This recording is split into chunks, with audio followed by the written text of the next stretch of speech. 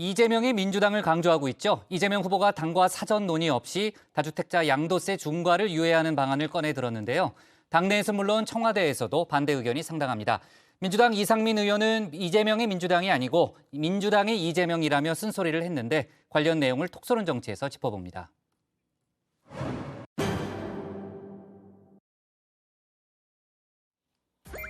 이재명은 합니다. 민주당 이재명 후보가 실제로 해냈습니다. 기존의 민주당과 분명하게 선을 긋고 있죠. 이른바 이재명의 민주당 실천에 옮긴 겁니다. 일단 여론은 호의적입니다. 이 후보의 지지율, 윤 후보와 격차를 빠르게 줄이며 일부 조사에선 골든 크로스까지 이뤄냈습니다. 아버지보다는 자식이 좀 나아야 되는 것처럼 이번 세대보다는 다음 세대가 나아야 되는 것처럼 4기 민주정부는 3기 민주정부보다 나아야 되잖아요.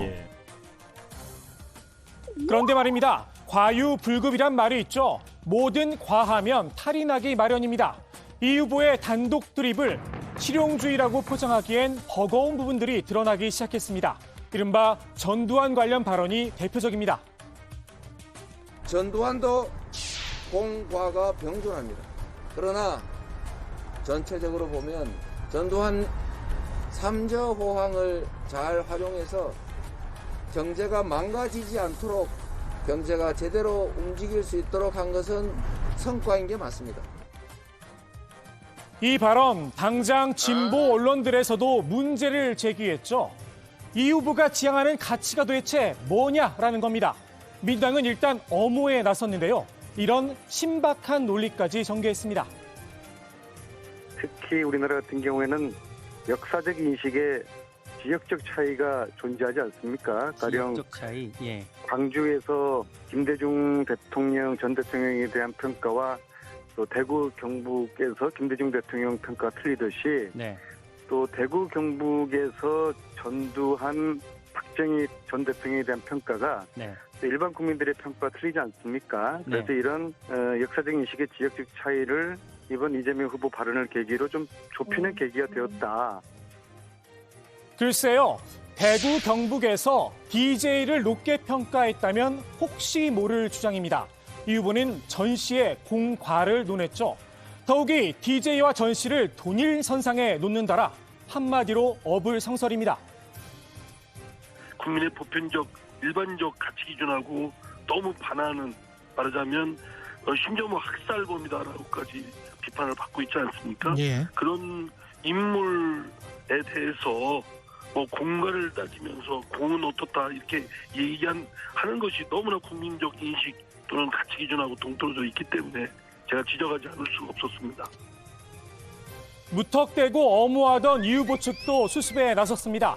최측근으로 통하는 정성호 의원, 부적절한 발언을 했다 인정을 했습니다. 전두환 전 대통령 같은 경우는 이미 내란 음모죄의 수괴로서 사법적 판단을 받았고 이미 국민들을 학살한 중대한 책임을 지고 있지 않습니까?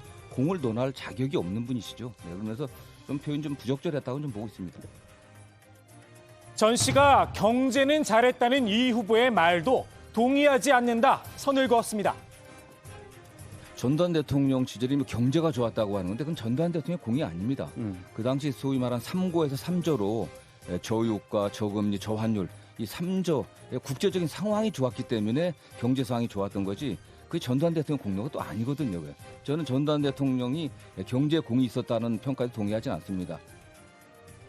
이 후보 측의 태세 전환, 반발 여론이 거세지자 아차 싶었나 봅니다. 전두환 이야기를 한 것은 약간 인정할 건 인정한다, 보수의 가치도 인정한다라는 느낌을 주고 싶었을 거예요. 하지만 그게 아니 사람이 너무 표 때문에 오락가락하는 거 아니냐라는 느낌을 준다면 그건 오히려 마이너스가 될 수 있는 거죠. 지금 전두환 발언이라는 것은 이재명 후보가 노렸던 느낌하고 다른 느낌을 줄 수가 있다. 이 후보의 전두환 발언, 당이나 선대위와 사전 논의는 없었다고 하는데요. 이 발언 역시 일단 던져놓고 봤습니다. 한 1년 정도로 이제 한시적으로만 유예를 하는데 6개월 안에 처분을 완료하면 중과 부분을 완전히 면제해주자.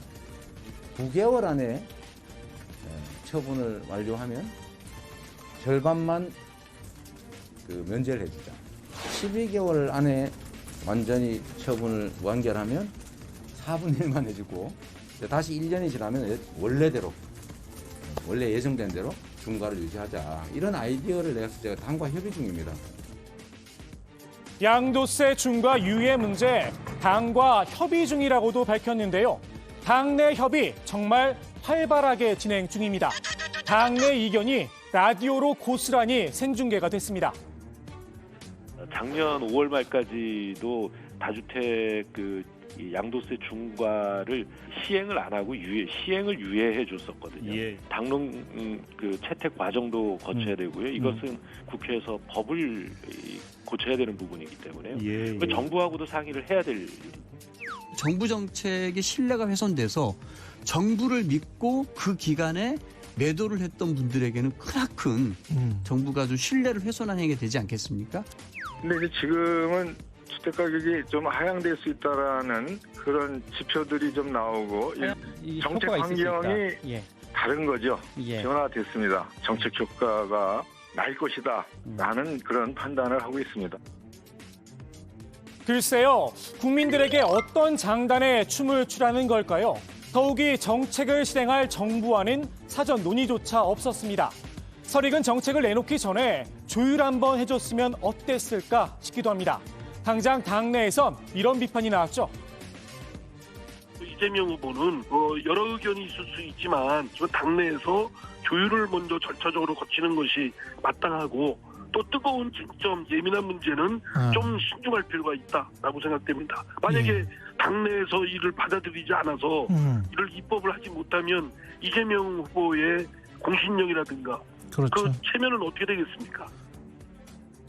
양도세 중과 유예, 이 후보 득표에 도움이 되느냐는 또 다른 문제죠.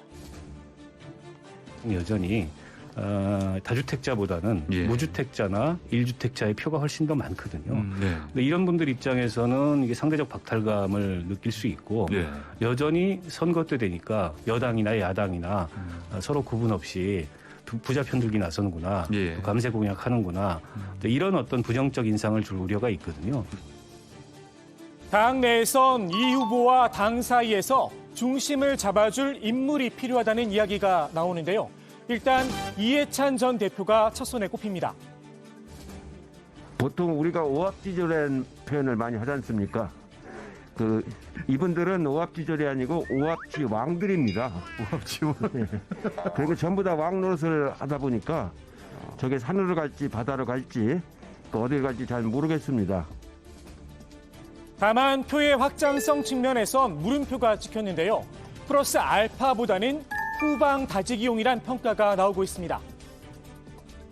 앞서 제가 말씀드린 후방 다지기용이 아닐까. 예컨대 이재명은 우리가 보증한다. 저 사람은 우리의 정통성을 이어받는 사람이다. 실제로 이제 이해찬 전 대표가 그런 비슷한 이야기를 이제 언론 인터뷰에서 했었고, 유시민 작가가 주려는 효과도 이제 그런 것이겠죠. 국민의힘에선 입이 일학이라며 은근히 이 전 대표의 등판을 바라기도 했는데요. 이해찬 총리 나오면서 오히려 이재명 후보가 타격을 받는 그야말로 입이 일학입니다. 그러니까 일학이요. 이해찬이 날면 이재명이 떨어진다는 이야기입니다. 이나땡이라는 얘기도 들리던데요. 이나땡이요. 일단 이 후보 측에선 선대위 참여는 없다 선을 그었습니다. 민주당의 지지자로서 또 여러 가지 언론이나 이런 걸 통해서 한 말씀 하시는 거지 선거판을 좌지우지하거나 선거를 지휘하거나 이런 건 아니기 때문에 그게 무슨 부정적 영향을 미친다고 생각하지는 않습니다. 민주당의 정통성을 갖고 있으면서도 중도 확장성도 있는 인물, 문득 이낙연 전 대표가 떠오르기도 하는데요. 아직까진 별다른 움직임은 없는 듯합니다. 이낙연 전 대표께서는 민주당 선대위 출범식에 이미 등판을 하셔서 이재명 후보 지지 연설까지 하셨습니다. 보다 더 본격적으로 역할을 하실 날이 멀지 않았다라는 말씀 드리고, 이재명의 민주당에 이 전 대표의 자리가 있을까 싶기도 한데요. 오늘의 톡소는 한마디 이상민 의원의 말로 대신합니다.